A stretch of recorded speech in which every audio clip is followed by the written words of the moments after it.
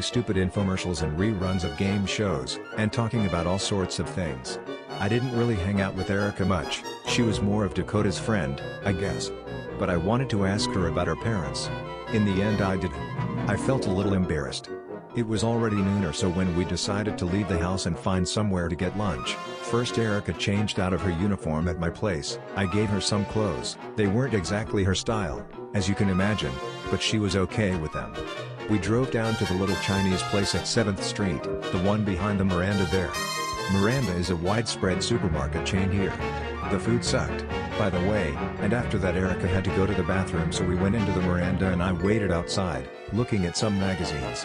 So I was waiting for her outside of the ladies' room. I'm not the kind of girl who does the let's all go to the bathroom together thing, and suddenly I heard this sound. I started to wonder what the hell she was doing in there but kept quiet, you know, because Erica was a pretty private person. And suddenly she comes out of there, she's practically hyperventilating and can hardly manage to form words. She says something like, "Oh my god, you won't believe what I found in there. Come in right now. Take a look for yourself." And from the look on her face it was like she had found fucking Santa Claus in the ladies' room, so I obliged. First thing I noticed was this plastic thing lying on the floor.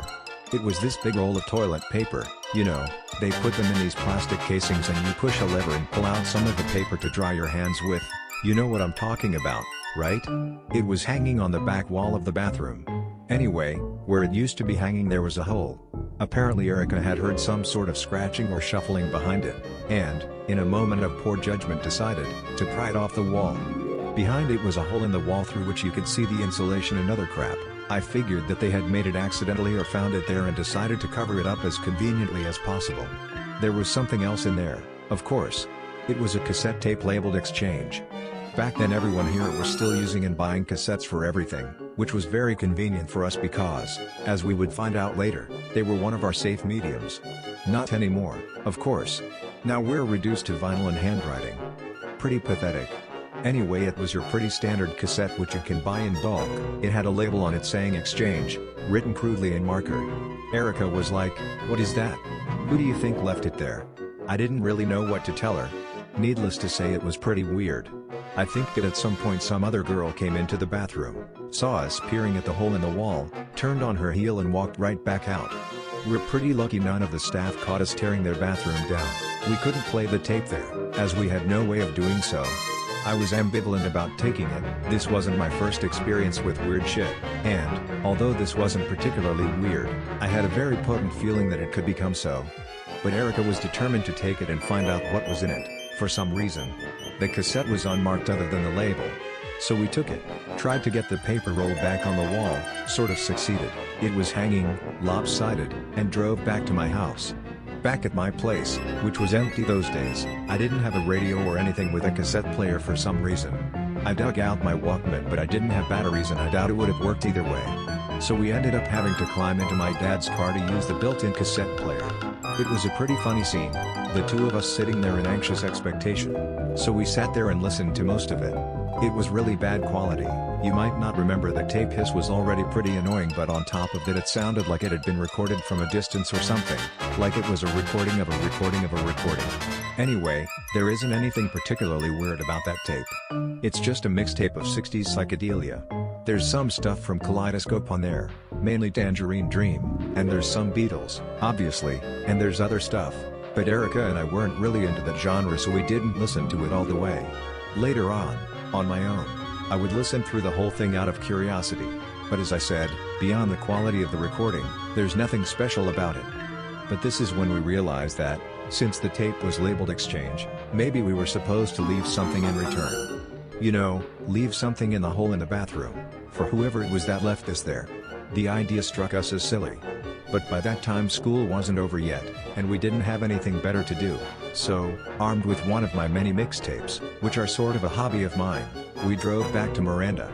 We talked to each other on the way back there and speculated on what kind of person might be leaving these tapes, and whether we assumed it was a she, since it was the ladies' room after all, really expected someone to find them in that hiding spot. We wondered if it was some college student's social experiment. Actually, that's what I thought for the most part. Erica had her own theory. She thought it was some desperate woman, living a lonely life imposed upon her by her family, who had no form of expressing herself, and, in this desperation, reached out to strangers by leaving cassette tapes hidden in public places throughout the city, checking back every week, hoping that some equally lonely soul had found one of them and given something back in return. I'm pretty sure she was projecting. We got back to the supermarket and, happily, none of the people working there seemed to recognize us. Miranda is usually pretty busy at that time of day. We both walked into the ladies' room again. Luckily, the canister or toilet paper holder or whatever you want to call it was still hanging on, albeit only slightly. We picked it up with care and put my mixtape, which, now that I think about it, was mostly grunge, God, that's embarrassing, in the hole. We figured that maybe we should leave a message. So we ripped off a piece of toilet paper and scribbled onto it, "Thank you," quite crudely, and we left it in there along with the tape. We put the canister back in its place, we had sort of gotten the hang of getting it to stay there, and left, mostly laughing about the whole thing. Later that day we met up with the rest, but didn't tell them anything, figuring it would be more fun for now if it was our secret. The next day Erica and I debated over whether we should go back to Miranda and check if there was a new tape. I mostly wanted to forget about the whole thing, because frankly I didn't think anyone was actually checking the hole to see if someone had responded. I figured it was a fluke, or something that had been left there years ago, and whoever had done it had forgotten it about it. Erica didn't buy it, though. She was certain that whoever had left that tape was actively checking back. I managed to convince her that we should go back next weekend, because even if her theory was true, I doubted that her hypothetical swap partner was checking the Miranda bathrooms every day. Then again, what do I know? Maybe he was some pervert looking to get in touch with schoolgirls via public bathrooms. The rest of the week went by rather slowly. Aaron was fully into whatever he was doing back then. I think it was Muay Thai or Valetudo or whatever it's called. It was some kind of martial arts thing, so we didn't see much of him. Brad and Frank were off doing their own thing, and anyway we didn't want to tell anyone about it. So we just hung out at home. I think we ended up skipping 3 out of those 5 days of school. It was terrible, watching movies and talking. I actually ended up learning a lot of stuff about Erica back then, much to Frank's pleasure, who was totally crazy for her at the time, but she kept her mouth shut about her parents for the most part. On Friday we drove back to Miranda upon Erica's bequest and went in there again. Sure enough, our mysterious correspondent had been very busy. The mixtape we left had been taken all right. In its stead a new cassette had been left, the exact same model as the previous one. This one had a label that was really long and badly written, and inside that dingy bathroom we couldn't read it for shit, so we went back to the car. This time around we had taken my dad's car in anticipation, since that way we could play it immediately on the windows. Erica took the opportunity to light a cigarette. She put the tape in and read the label out loud, not without some effort. Soundtrack to a manic night of preparation before an important challenge. She looked at me, shrugged, and I pushed play. This time the tape was a combination of new wave stuff. I especially remember Bizarre Love Triangle because, although I probably wouldn't admit it to anyone, I love that song. And then there was also really quiet folk. It went something like this: bombastic new wave, folk, silence, folk, new wave again. And so on. All in all it lasted about 25 minutes per side. We finished listening to it at my place and were mostly unimpressed. As with the previous tape, this one had a terrible recording quality. Again, it was like a recording of a recording of a recording. We could recognize most of the songs, and for the ones we couldn't, we usually knew the artist. Later I asked Brad about some of them, without directly telling him about the whole cassette exchange thing, and he confirmed most, I think. The most interesting parts were the silent ones. In between folk songs there were these tracks which were mostly silence and tape hiss, but you could hear some shuffling and moving things around as well, and in one of them you can hear a voice. It's really faint, but I'm pretty sure it's female.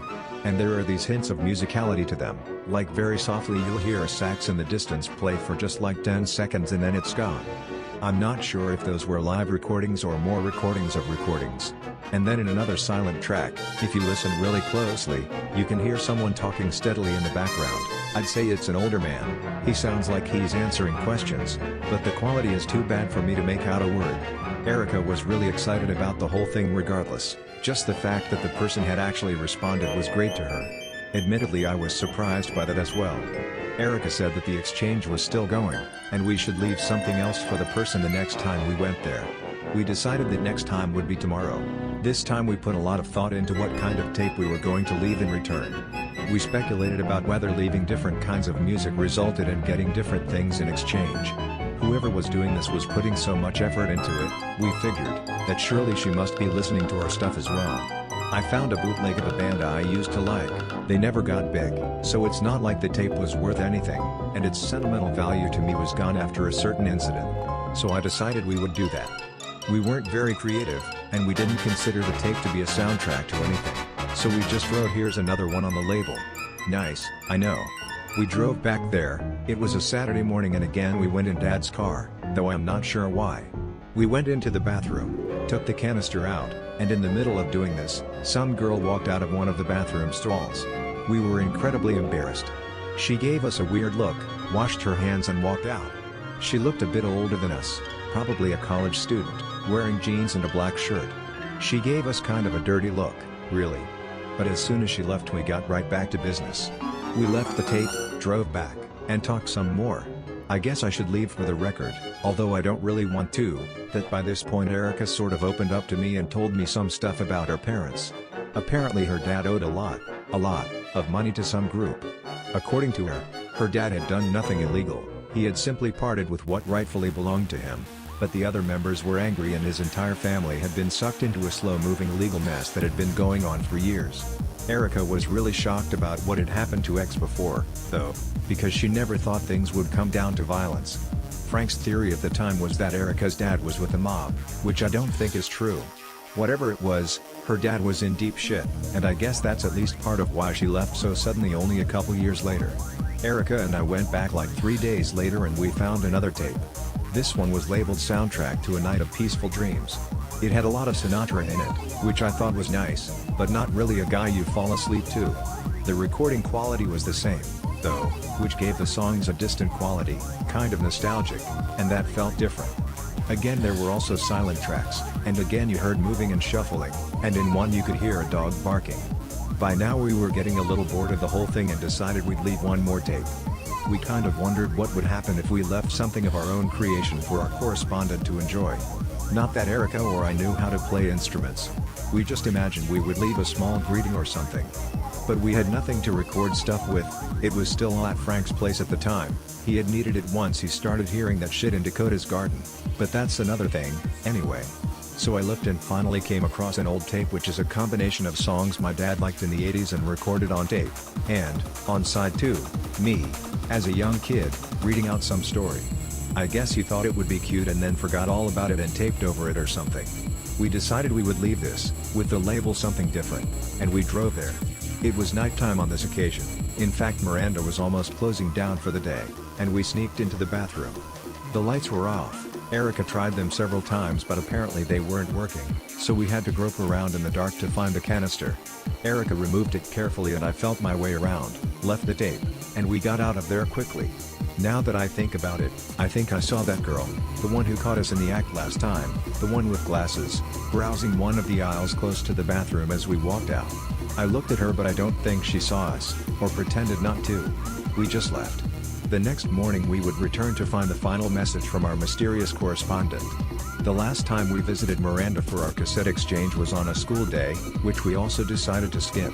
This had become an alarming habit of ours at the time, and our friends had started to wonder about what we were doing. I guess we got a little obsessed with the whole thing, even though we didn't realize it. We walked in. Miranda had only been open for an hour or so. The cashiers looked at us expectantly. We just went right past them and into the ladies' room, which must have looked weird. We opened the door and went right for the canister, but not before checking the stalls to make sure there was no one else in there, just in case. Erica wanted to do the honors for this one. We had already decided that we would